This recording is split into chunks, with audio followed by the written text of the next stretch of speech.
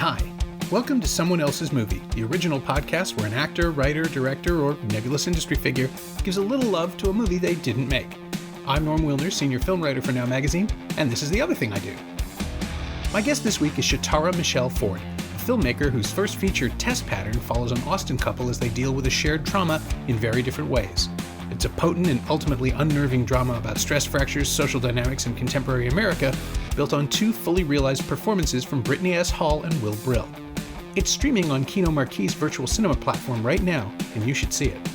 Shatara picked You've Got Mail, a 1998 romantic comedy that reunited writer-director Nora Ephron with her Sleepless in Seattle stars Tom Hanks and Meg Ryan.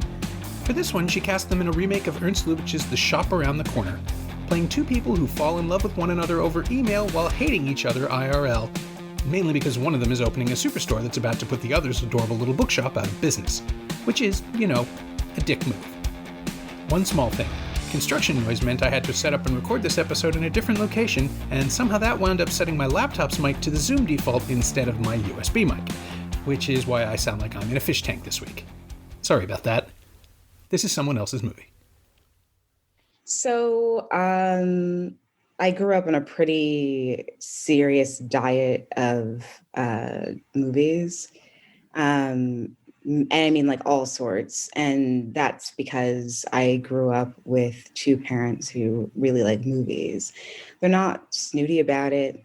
They just, they watch a lot of the things that they saw when they were kids. So my dad watched a lot of Bruce Lee movies growing up and Westerns. His dad loved Westerns, so they were constantly on in the house.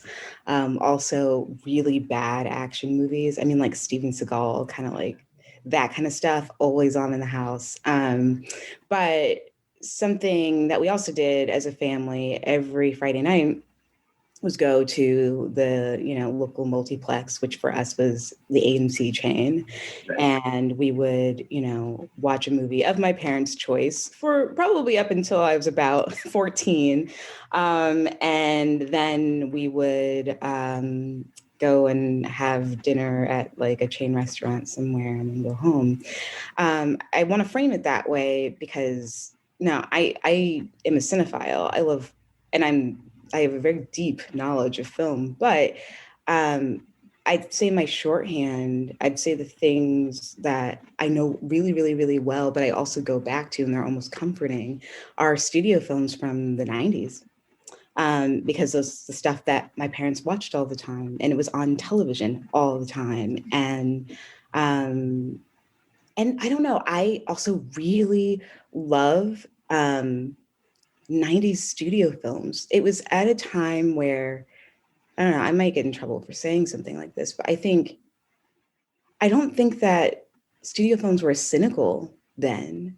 Like really competent, like every, department was like on point, at that time. And so you could make something as simple and saccharine as You've Got Mail, but every aspect of it is perfection. The writing is perfect. The performances are perfect.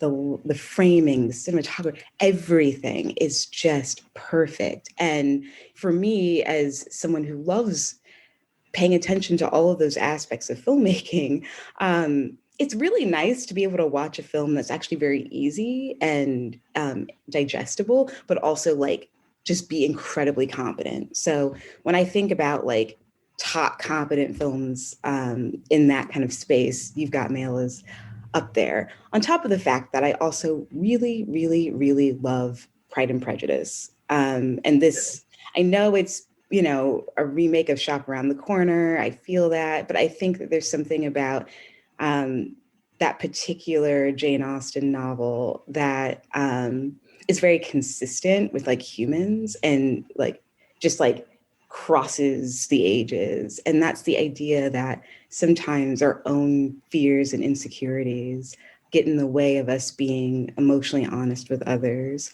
And we do weird dances with each other until there's some sort of breakdown. We can see each other for who we actually are and then move beyond that. I love that. And I think that it's done so well. in this movie. I mean, there's so many other things, but that's the main thing. Well, yeah, the Pride and Prejudice comparison, I get it. I absolutely, like, it's clearly part of the meta reflective referential world that Ephron constructs, where not only like the shop around the corner is literally named the shop around the corner and all of that, but the arc of Pride and Prejudice doesn't involve Mr. Darcy realizing he's a monster, which I think is the one thing that, like, people give Tom Hanks such a huge buy on this because he's Tom Hanks. And I think if you had cast anyone else, it wouldn't work. I mean, you need someone who is as just innately likable as Hanks to pull off Joe Fox, and like the way he realizes, or the way he's supposed to realize over the course of the film, that he's not the good guy in this.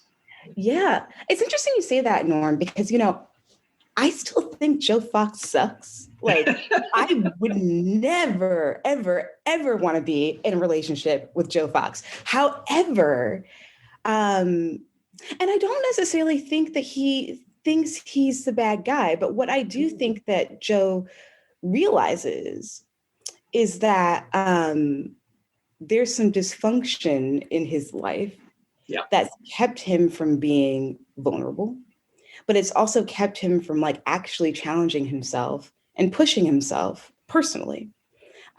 He's a rich dude. Things have come easy. He loves the thrill of erecting a new business and tearing something else down. But that's all kind of like spiritually empty stuff, And I think at some point he's horrified by his father. He's horrified by his girlfriend, played by Parker Posey, who's amazing. Yeah. And he realizes that he is so much, there's so much more that he should be, giving in his life, which is inspired by dear Kathleen Kelly, who's just so hopeful, so optimistic. But interestingly enough, I think she also falls into the same trap of not trying enough, So again, I think where they're able to kind of see each other eye to eye. But to go back to the, realizing that you are a terrible person, I mean, I also wonder, I think that's why I think Joe Fox and Mr. Darcy are actually quite similar, is that Darcy doesn't think that he sucks either. He's just like, oh, I've overlooked this terrible thing, and now I'm going to rectify it and fix it for this person I've decided to let into my life. That is, an important function for me as a person. But I don't think that he became less arrogant. No, you're right. But I think that the question of who Darcy is and when he learns to appreciate Elizabeth Bennet, it's not hampered. It's just elided completely because we see Pride and Prejudice entirely from Elizabeth's point of view. Yeah. And you've got Mail, because Nora Ephron made Sleepless in Seattle and knows the appeal of watching Tom Hanks just wander around the world by himself, splits the film. And we're spending time with Darcy, and we're still denied his revelation, right? Like, we don't get to see it, except for, and I caught it this time through because we watched it again last night. Well, I watched it again last night. My wife had never seen it, and that was an experience. But I think the mistake that Ephron makes in structure is that Joe knows before Kathleen does. Yes. Right? But is that a mistake, though, Norm? Because, and this is why I stand by the fact that me and Joe Fox, FOX, no, we're never going to be together, because it's dark what he does to her. Oh, yeah, it's horrible. Really dark, but believable. And I think that, again, humans do stuff like this. We don't mean to, we're all just like balls of like, insecurity and fear and all this kind of stuff. And I mean, Kathleen's such a bright spot, right? You don't want to be hated by Kathleen Kelly. Like that's so icky, right? So I think that, Joe is trying to protect himself, and he did it in a really, really, really shitty way. And I also think that there's something that he says that I think is really dark, but it's the part where, Kathleen's ready to meet him, and Joe and Kathleen have kind of become friends, and in the email, he's like, I would love to, I'd love to get together, but there's some like fine tuning or something like that he says. Yeah. And I'm like, grooming, you mean? Like, it's just like, it's really, it's crazy. But I don't know. I watch this movie like 4 times a year. And in my last viewing, which was, I don't know, like around Christmas, as it would be, I saw the vulnerability in Joe Fox that I had never, ever, ever seen before. And I think this is what you were talking about, Norm, about that kind of like turning point that we're still kind of stolen, but it's in there just a little bit. And it really does start when he goes to visit her at her apartment when she's sick. Actually, I'm lying. It's even earlier than that, when Joe goes to the blind date. Yeah, it's the cafe. Right? And Kathleen's just so nasty. You can just kind of see him crack a little bit every single time. It's when he leaves the money for his mochaccino because he's holding back tears, which I hadn't caught before. And it's like, I didn't either until the time. Yeah, he's so good at that. I know. And Tom Hanks is the only dude he catches me by surprise every single time. Like, I can't think of any other actor where I'll watch something and they'll just make one tiny little decision and it will just bowl me over. Yeah. And, but yeah, there's just these really, really lovely, subtle things that he does that now make me I guess I'm not demonizing Joe like I used to, now that I kind of see that. And I wondered all the time, as someone who, again, I think, it's interesting. I don't know if it's a mistake, but it's definitely a choice to have Joe construct this dynamic between him and Kathleen before he finally reveals himself. I would always say to myself, even to friends, because they'd be like, why do you love this movie? And I just feel like, I don't know, because it's actually really dark and it's low-key grooming and I hate it. I'm so angry and like Joe sucks. But I think it's those subtle things that we're just now noticing. Like, he's so fully human and it is really tragic. And you just kind of, you can understand him. And so you buy it, I think. Yeah. I wonder too, if it isn't just that Ephron, she sort of weights the whole movie towards the fact that we know that it's going to be okay. Like this is Tom Hanks and Meg Ryan. They've made movies together before. They were in Sleepless in Seattle. The reverse, of course, where she stalks him. And I guess that's why it has to happen this way. But the idea that Kathleen will be all right because she's going to end up with the multimillionaire, it seems to excuse a lot of structural choices to me, where, I mean, she just gives up. It's really surprising this time. Like, she's not allowed to be depressed. She's not allowed to be even really sad, other than that one moment where she looks in the empty store and flashes back to her mother dancing with her. But it just rolls right over what's happening to her. It does. And, I was thinking about Kathleen's character a lot. She's, I think, infectious, because I'm definitely not like, I wish I were as optimistic and hopeful as she was. And no one is as optimistic and hopeful. It can't be real. But, I think that we end Kathleen on a very, on a low note that's about to kind of take a turn. Right. And that's the fact that, she is getting this children's book offer, and this is like a very new thing for her. It's probably something she should have done from jump, right? But it's taken her to her, late 30s or whatever to finally try her hand at something that she's probably very good at. I wish, now again, I'm not, even for a nice, lovely studio movie like this, I would rather not participate in wish fulfillment, but for the sake of this, I'll do it, right? And that's what these movies are for. Exactly. Right? You can't get around it. Exactly. What I wish, in retrospect, is that Kathleen was able to kind of stand on her own 2 feet and have her own kind of competent, kind of new career, and for her and Joe to kind of meet each other in the same place and be able to see eye to eye. And I think, people respect Kathleen a lot, and she's got that one up on him, but she does not have his money. And she does not have his kind of stability and sense of self within his career. And he effectively, held a lot of information over her head and behind her back for a very long time. So the power dynamics are really, really, really wonky. I don't know. I think that sends a weird message to to, young people as they're developing relationships. So I kind of wish that, we just had that extra beat of Kathleen kind of fully realizing herself. Definitely. Yeah. I was rewriting the third act in my head while I was watching it last night. It's like, what needs to happen is Kathleen needs to figure it out before Joe, or instead of Joe. That would have been cool. If she tweaks to him and then starts nudging like NY 152 in a better direction to question himself, and like, why do you fall back on the Godfather? Because he's the one teaching her all the time, even before the twist of him, of Joe finding out.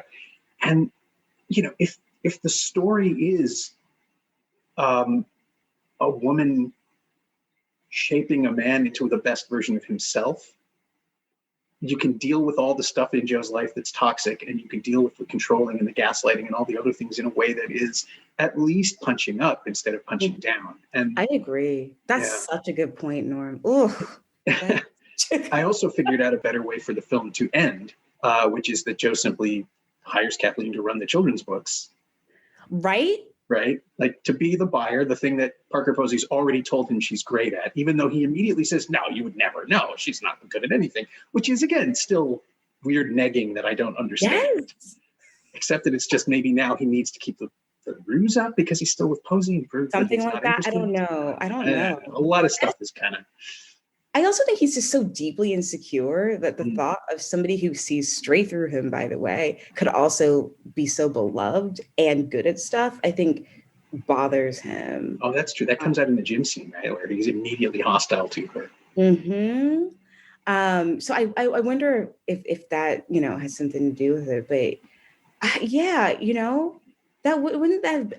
And almost the film takes us in that direction. Like, it's all there, right? Like, it lays it all out. And he's working over there. Like, you just kind of think that's going to happen. Although Kathleen's such a principled person, I bet you anything she wouldn't have taken the gig if it was offered to her. And I'm sure Joe knows that. But possible.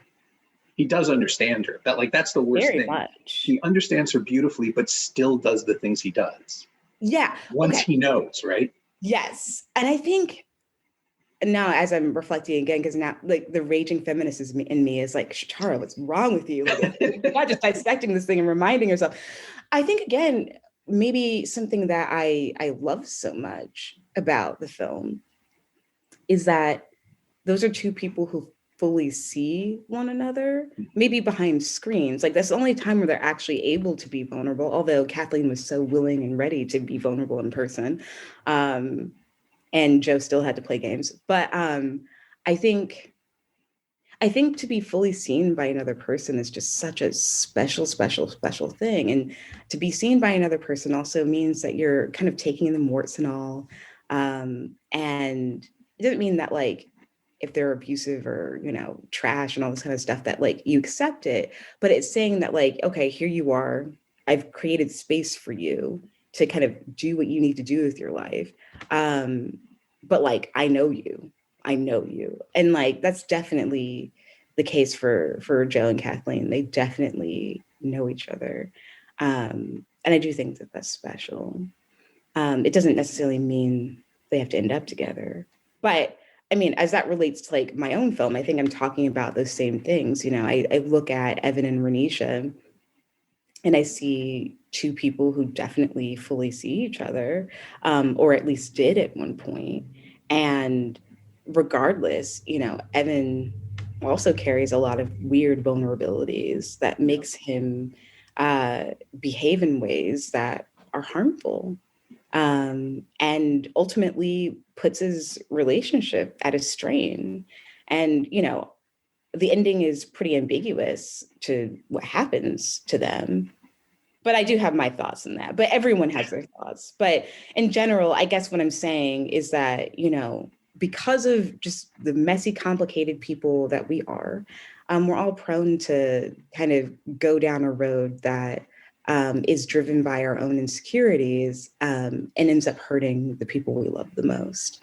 And sometimes we can work through that, and sometimes we can't. I was going to say, Test Pattern places it in a world where I think the obstacles are internal, external, and very real. Whereas you've got mail, there's really nothing that can't be fixed with a check.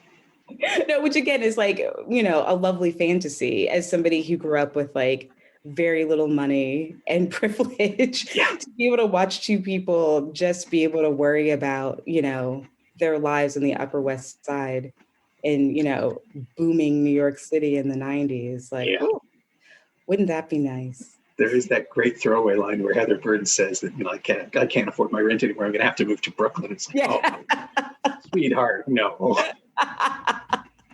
It's incredible, though. It really is like, you're right. It is an absolute elitist privileged fantasy of life, but it was one that the movie's designed to be attainable, right? Like it feels like everybody's scraping along, but still managing, and everybody's really comfortable. I think it's sort of great that Bertie has at the end just this revelation of, oh yeah, I'm incredibly wealthy. If you need money, you can have some, but I'm not going to save your store because the store has to go structurally in order for the ending to work, in order for the movie to play. Kathleen has to lose everything and be abandoned by her potential benefactor, who's still nice to her and really, go do stuff that isn't this.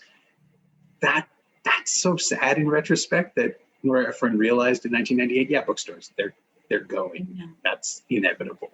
Yeah. And so much else about the film is designed to be, it's this aspirational fantasy. Yes. Most romances are. It can't be helped, but it is also so bustling go-go New York it's the Clinton era, everything's chugging along.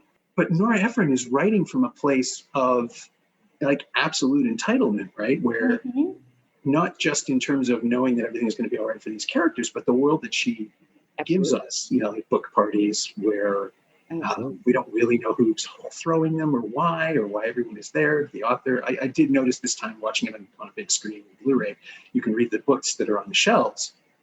And it's stuff like Oh Jerusalem, and there's a framed copy of, I think Is It Bad for the Jews? It's somebody's apartment. It's clearly real rather than set. Philip Roth, I have no idea. But there's this sense of a window into a world where nobody has to work hard. Greg Kinnear can just barf out whatever column he's writing and be hailed as a genius, even though like Ephron clearly hates him, which I think is great. A journalist with absolutely white man in that movie. Yeah, he's the worst. He's the worst. And Parker Posey is just a little bit superficial, as far as I can tell. She seems like she's got it on the ball. Yeah, she wants pretty intense. Yeah, but on her stuff. Yeah, no, it's a weird thing. I do find there's subtle things in there again that, as we zoom out and analyze how that's like affected us culturally in a larger sense, that might be seen as problematic. But, up close, it feels quite innocuous, We're like, because I think the idea is that like because obviously this is her world. And so everything just seems so like pedestrian and quotidian at that point, and so it's all flattened and normalized, which in some ways, I guess, is lovely. And I think as a contrast to Nancy Meyer's films, which always feel very wealthy and elaborate in ways that is slightly alienating and almost feels like a Sex and the City movie. You know what I mean? It's just like so much and it feels so unreal. But yeah, Nora's films are always so subtle in the comfortable privilege that her characters occupy, which again is lovely, but definitely there's something, again, as the marginalized and marginalized person with very little wealth or privilege. I think what that definitely does to you because Nora's world is so normalized. It's like, well, I don't have those things. So what is wrong with me? What am I doing that's not, yielding this kind of lifestyle? And I find myself even now, like being the disgraced millennial, who graduated in the middle of a recession and then decided to make art for a living. I'm still asking myself, like, God, am I successful? Because I still don't have that apartment on the Upper West Side. Nobody can afford to live there now. No. I mean, there's that great scene where they're walking around the market, the little farmers market thing that sprung up. There's a Trader Joe's on that corner now. Like, it's the fight to keep the Upper West Side bucolic and adorable is long since ended.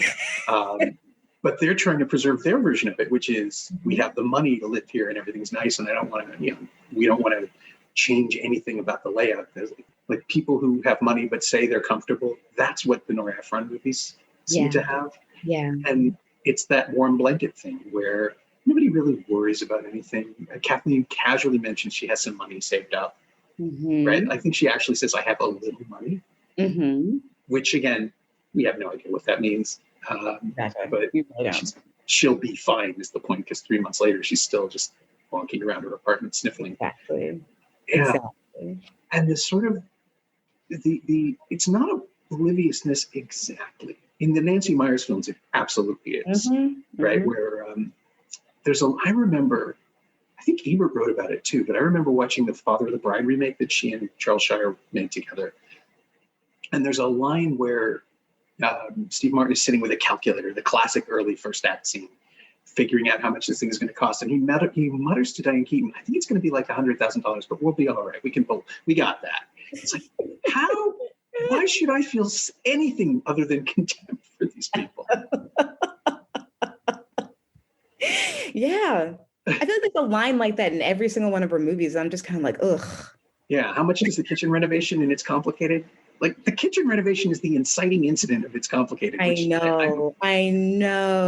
And then the hotels that they go to in New York City for the graduation. Right. I mean, even the neighborhood in Santa Barbara, the whole thing, I was just like, and I enjoy that movie, but the whole time I'm like irritated, just like deeply uncomfortable. Well, there's a revolution in the corner that we never see. Like, I like to imagine that every Nancy Meyers movie ends with the characters being guillotined 5 days later. Just coming. It's coming. Nora Ephron, Ephron at least, I think, understands the concept of giving characters small things that are relatable. Yeah. So, even just this is something else we were talking about, Kate and I, last night, watching Tom Hanks be just in a space by himself with a camera on him, watching him at that little fair with the kids who don't want to be on the boat in the first act is just, he doesn't do that anymore. He doesn't exist on camera anymore. And it's just so charming. I agree. Yes. Yeah. And again, I think that's something that's missing in mainstream, commercial Hollywood films, is just like the lived in feeling, just watching actors do what they do. And I've been spending a lot of time lately trying to figure out why that is. And I'm still not sure.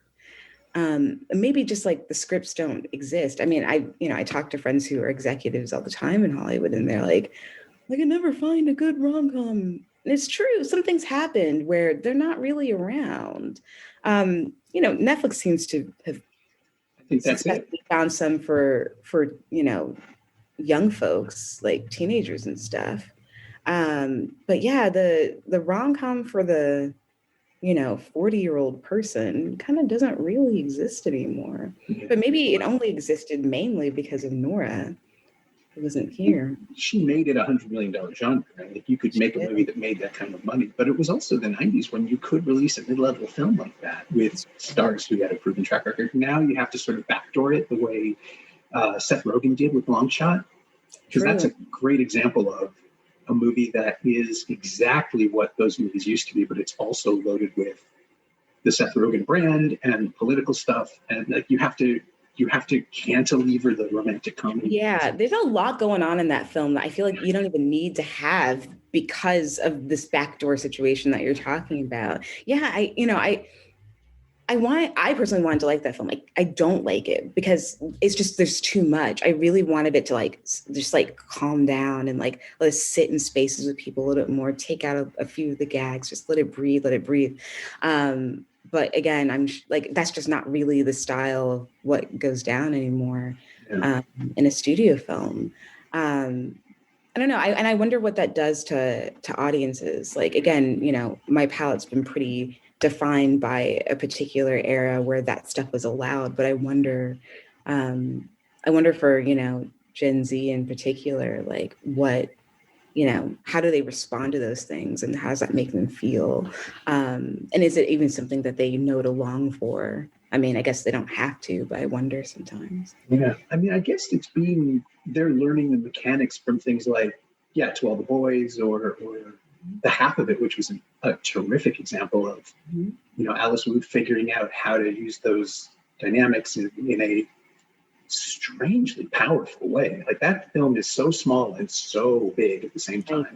I agree. Well, there was another one I was thinking of that came out last year that was just equally, like, just blindsided me by, Always Be My Maybe. I guess that's 2 years ago now. But the only, like, time has no meaning. But the only way you can make this work now is if you build it for yourself, I think, and you either reference the world of the genre, or you pretend it isn't even a thing, and then just have it happen. Go with it. Yeah. Yeah. I mean, there's a romantic comedy aspect to the first act of Test Pattern. Yes. Or there would be if there wasn't for that opening shot. Indeed. You're right, Norm, and that's intentional. And again, as we're sitting here talking at You've Got Mail, clearly I've watched a romantic comedy or two in my life, and do appreciate the genre. And the idea for me, I was like heavily influenced by Hitchcock, only in the sense that what you think a Hitchcock movie is in the first 15 minutes is not what it is in at minute 45. And it's definitely not what it is by the end. He's so good at finding he uses the genre until he doesn't need it anymore. And he puts it down, and then he picks up another one and like runs with that and then puts it down. And it's really cool. And I also think it's much more consistent with like lived experience. Not one moment you have in your life is just one thing. You can be at a romantic dinner with your wife and everything is lovely. And then all of a sudden, the lights go out and the doors shut on you. And of course that doesn't really happen, but the idea is that, things do shift. And I feel, particularly as a Black person in America, a queer, non-binary woman, that my personhood is constantly under threat. And so nothing feels like one thing for very long. And even the most wonderful moments that I have can be easily affected by a glance or a comment or just a hostile environment, which isn't that hard to find. I think that especially, I know that now as a society, as Americans, at least, Americans like talking or wanting to talk about this stuff more, especially in the last 9 months. I don't know what it's like for y'all up there in Canada, but similar tensions. Yeah. We used to be better at pretending they weren't a thing.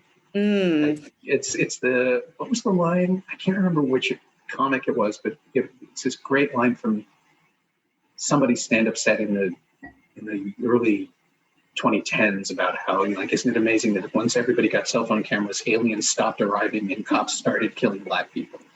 And like, that reality has been impossible to ignore. And in Canada, just because slavery wasn't the same issue, like, it's not rooted in our DNA the way that it is in the US, it's been easier to pretend that every example is an isolated incident and that nobody ever, like the bad apples theory, and that's all bullshit and we know it. And it's just harder to pretend. We still have politicians who try to pretend it is not a thing. But there were a couple of very, very visible deaths last summer, and following George Floyd and the coverage in the US, it opened the floodgates here for the media being willing to confront it. And it's been a really powerful awakening all over again. But previously, every time this has happened, and there have been protests about police killings of racialized individuals or suspicious deaths, I think is probably the legal way to frame it. It's been a flurry of coverage for about 6 weeks and then it goes away. And this time it hasn't. And hopefully that means we can make movement towards change. Yeah.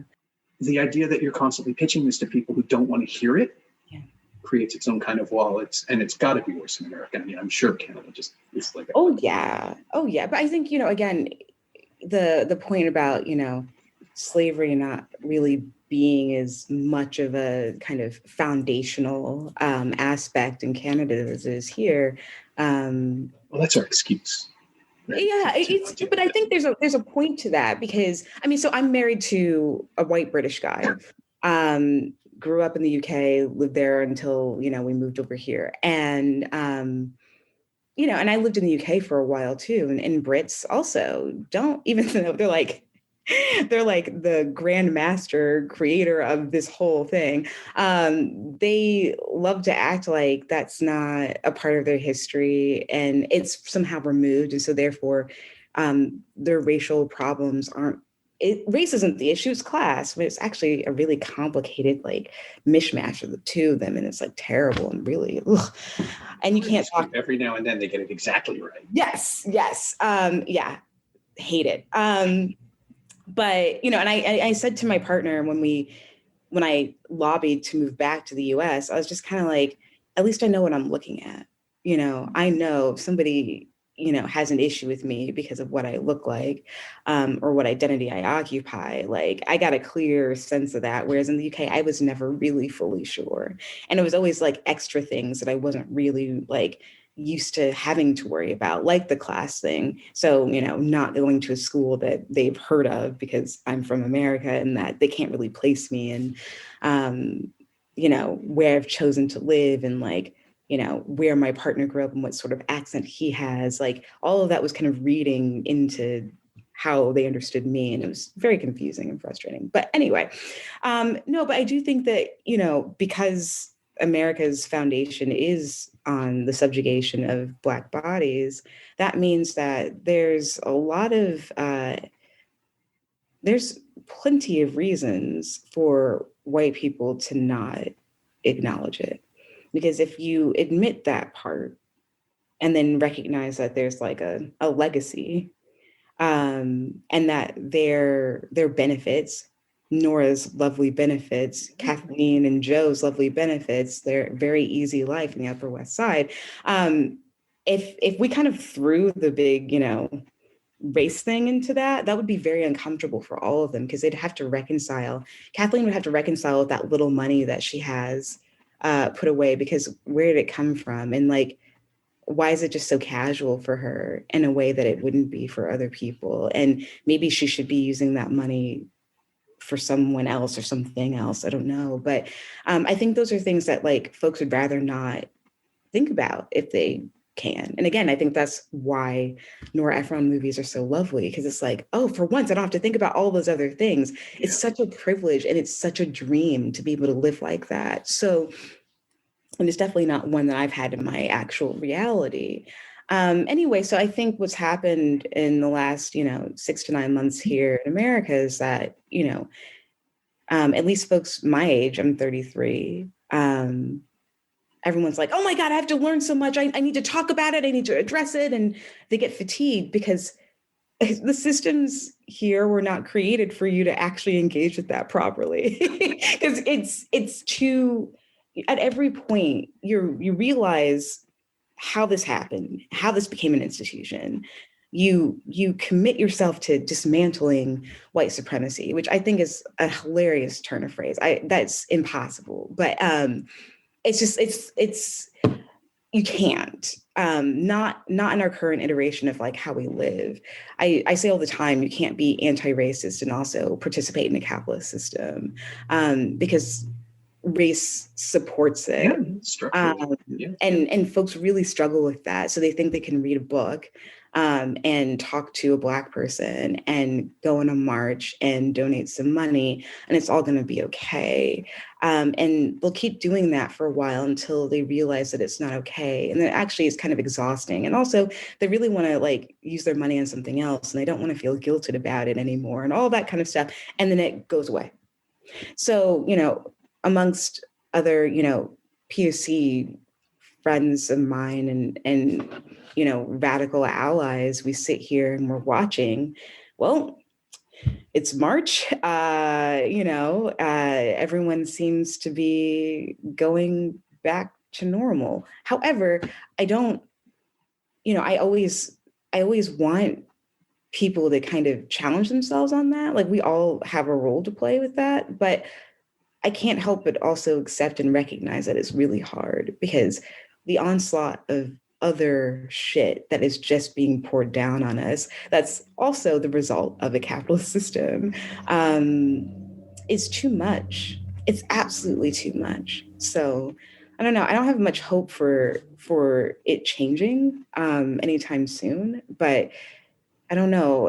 I appreciate that the conversation is still attempting to be had, that we're still kind of slowly scratching away at this stuff.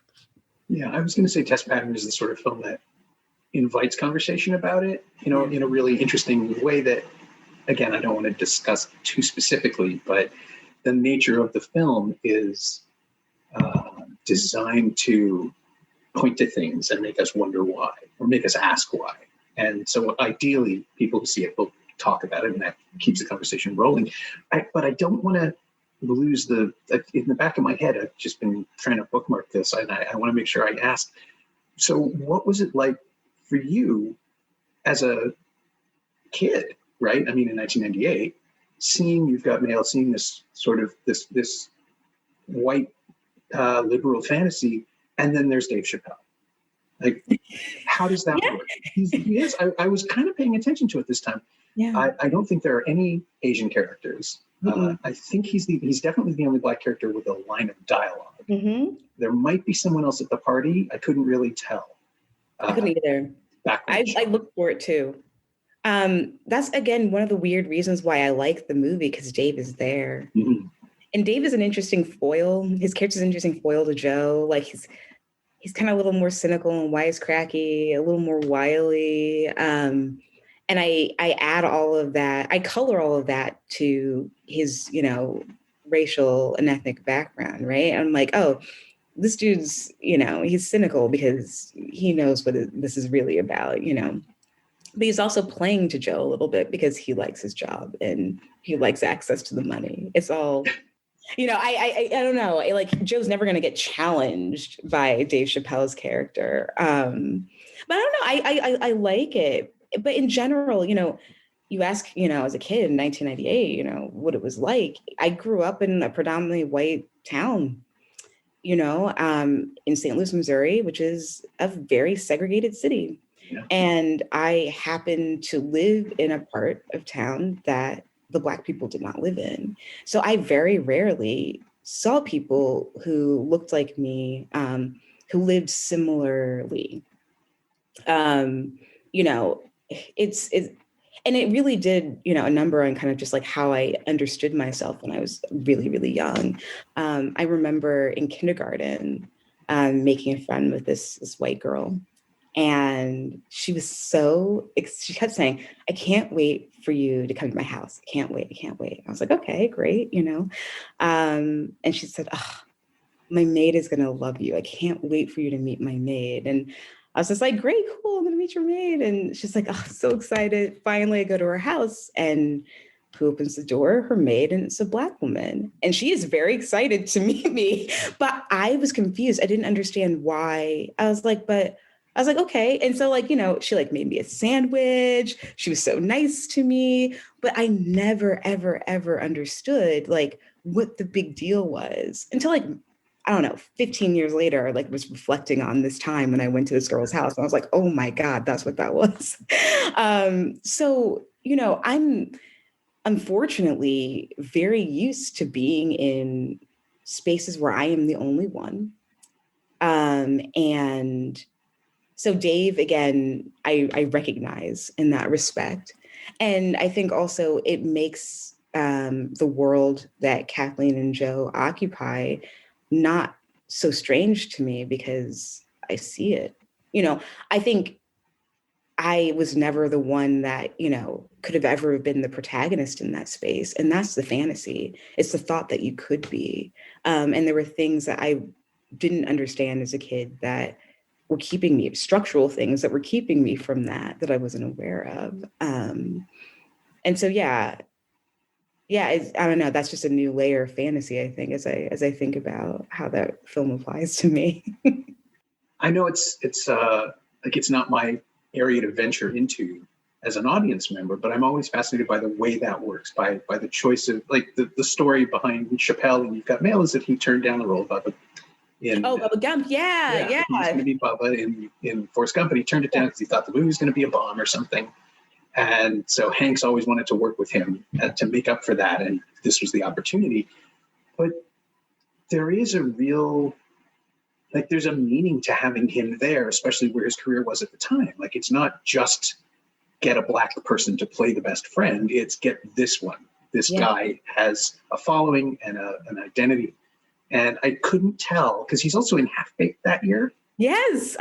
Which was shot in Toronto, so obviously I care about that one more. But like it's this thing where he's in 2 studio comedies, and he's effectively, he's the lead in one, he's the sidekick in the other, and he's fulfilling very, very different purposes, but he still manages to somehow play them with integrity. Absolutely. So it's not good. Yeah. So good. He really is. To the point where when he disappears in the third act, I missed him this time. It's like, wait, he doesn't come back at all, does he? I know. Yeah. I wonder now, because again, this is what I mean by cynical in, current studio movies. I have a feeling in 1998 or 7 or whenever they were prepping this film and casting it, I'm sure that character wasn't written like, Joe Fox's, right-hand man, African-American, 30s. I doubt it, or 20s, whatever. I'm sure it was like, they talked to the casting director, they talked to Tom, like, get that guy. He's so great. Love being around him. I bet you anything it was that. And in that sense, it actually makes his character feel so much more like emotionally authentic and lived in a way that I think current studio movies are just kind of like, well, we need the whole rainbow. Let's get a black person in there. Let's get an Asian person in there. They're going to be friends. And it's like, well, how about we just start with the character? We don't put a race on them. And then we widely look for someone great to put in it and leave it at that. So, I think that the casting of Dave Chappelle in You've Got Mail is one of the most special things of the 90s. It does feel like a weird little miracle that he snuck in there and still got to be who he is. Mm-hmm. Yeah. So I'm sure we've kind of addressed it. The usual end for the podcast is that we talk about potential influences, and we sort of talked about it in terms of test pattern structure. Mm-hmm. But is there anything from You've Got Mail that you've specifically drawn on, like any one thing that you wanted to use or steal for future use? Again, it goes back to Tom Hanks, right? Like, Joe Fox is kind of a monster, and yet he's very human.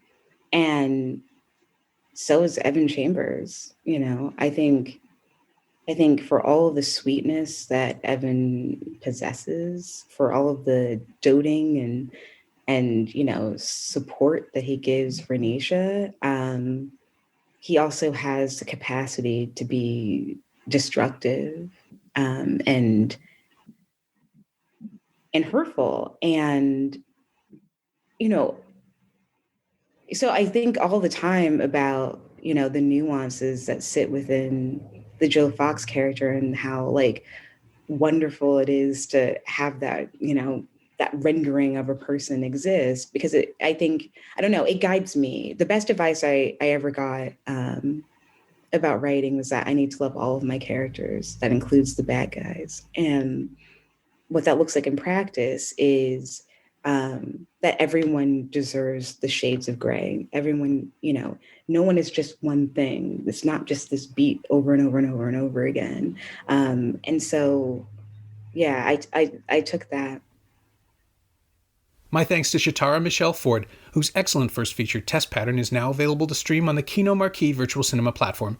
You can find it at kinomarquee.com. Thanks also to David Nin. He knows what he did.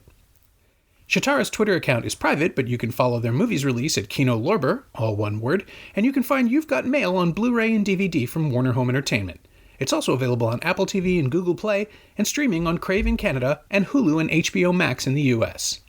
As always, you can find me on Twitter at Norm Wilner and elsewhere on the internet at nowtoronto.com, where I'm hosting a bunch of podcasts these days and writing our weekly Now streaming newsletter, to which you can subscribe at nowtoronto.substack.com. And you can find this podcast on Twitter at Semcast, SEMcast, and on the web at someoneelsesmovie.com. Our theme song is by The Last Year. If you like it, or the show in general, please say so. Leave a review on Apple Podcasts or Google Podcasts or wherever you've been enjoying us. Every little bit helps, it truly does. And check out the other shows on the Frequency Podcast Network while you're there. Stay inside, watch movies, wear a mask if you go out. I'll see you next time.